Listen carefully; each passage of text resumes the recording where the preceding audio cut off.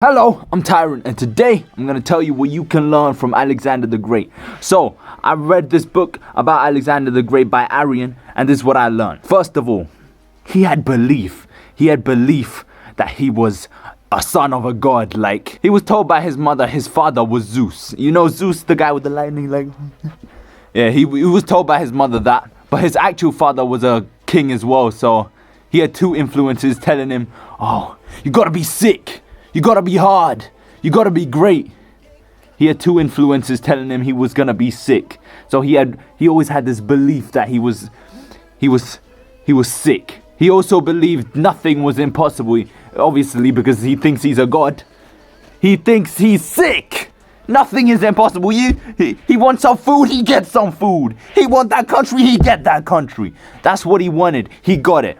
You could say he was delusional, but he was an optimist delusional. So I guess it helped him in the long run, because he was one of the only leaders at the time who was in front of his army. Most of the kings and leaders were just behind their army, just be like, oh, hopefully I don't die.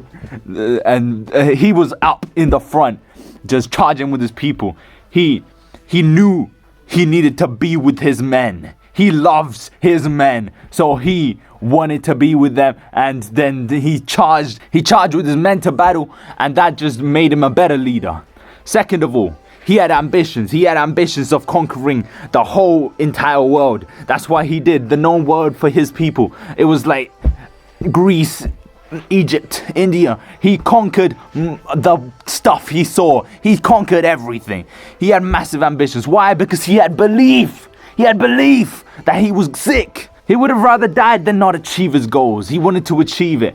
There was nothing else he wanted more than glory of achieving his goals. He wanted victory more than anything. That's why he put his whole life on the line just for the victory. Second of all, he was sick at leading people. He was so sick at leading people. That's why he never lost a battle. He never lost a battle. He might have lost a little battle, but he never lost a significant battle. He never lost. Why? Because he was sick at leading people. He knew his men. He loves his men. Yes, this is what he did different to other leaders as well. He knew his men like names. He gave them a sense of importance. He led them like they were close. They were very close. So he did lead them. He was sick with them. He knew their names individually. He interacted with them. Collaboration. And guess what? That unity made him so sick that he conquered the known world at the time with his men. Third, he learned from the big philosopher called Aristotle. He learned from him to study what is. So even during battles, when he made decisions, he took time to think what he can do, what the options were. He thought before he made his moves. Obviously, you can do that as well. You can be like, oh, what do I need to do? Just visualize what you need to do and just do it. Sense before you act. Use your senses. Use your senses. However, he did have a downfall. He died when he was like 32. He became too self-indulgent. A reason he became too self-indulgent is because his close friend, one of his closest friends, passed away, and he couldn't handle it. He was locked in a room for 3 days. He was like, no.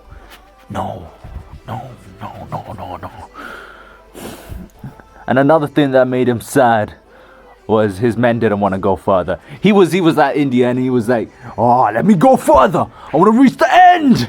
And his men were like, I want to go back home. But it is understandable. They don't know if they're gonna live. They most likely gonna die in a few days. So they want to go back. But Alexander had greater ambitions than all of them. His men couldn't handle his ambitions, and that obviously made him sad. And he gave a massive speech telling him, you know how much I've done for you.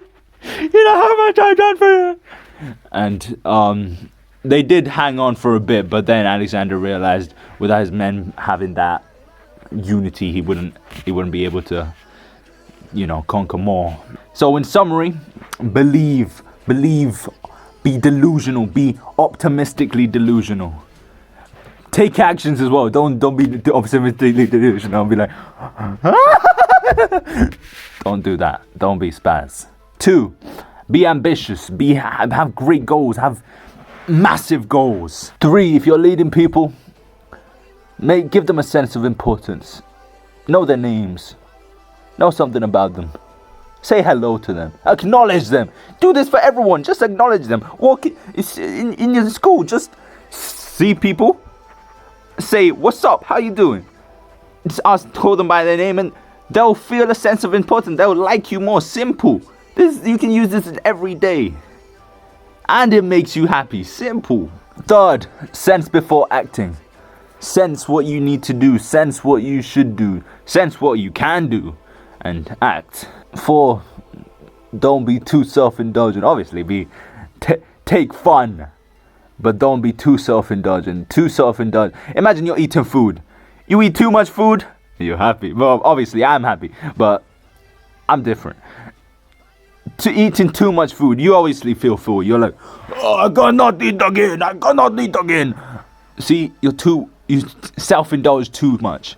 But if you self-indulge at the right amount, you sick. But don't self-indulge too much and you'll be sad in the end. Okay, that's it.